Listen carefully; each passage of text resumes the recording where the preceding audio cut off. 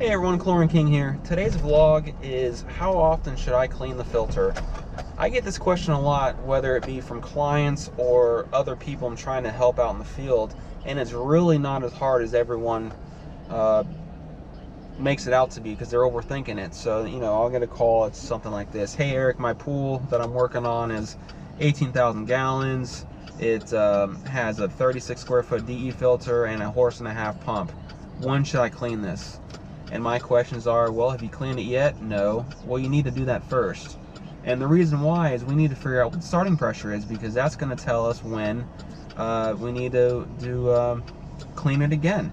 Now, I wrote a nice little piece in Aqua Magazine, February 2018's issue, so check it out. It explains all this.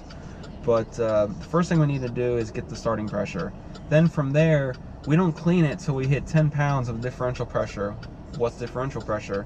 That is the difference between point A and point B. So we need to clean the filter, when it's 8 to 10 pounds over our starting pressure. That's the differential pressure we're shooting for.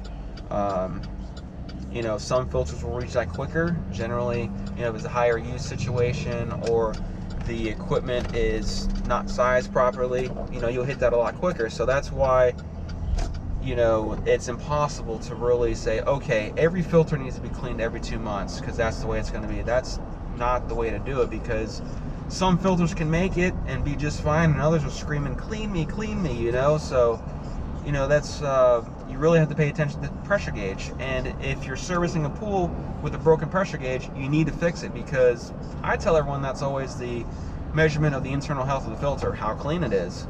So if that's broken, you have to fix it. You can't monitor and maintain the filter properly. Well, Eric, what happened? How quick? When should I change out the cartridge? When should I replace the new one? That's a simple answer too.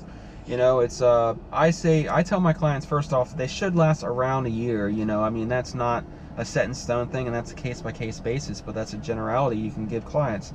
But the most simplest way to know that you need to replace it is, again, the differential pressure. So in regards to that, say you start out 10 pounds with a brand new cartridge filter, and then throughout the time you keep cleaning it and cleaning it, but every time you put it back in after a clean, it climbs up 10, 12, 14, 16 pounds of pressure. Once you get 10 pounds of differential pressure from new to freshly cleaned, it's time to replace it. So to go back to that top example, you put new cartridge in, it's 10 pounds. Once you freshly clean it and it hits 20 pounds, that's when it's time to go ahead and replace the cartridge. And again, that all varies as well based on bather load, what they're bringing in the pool, the size of the equipment.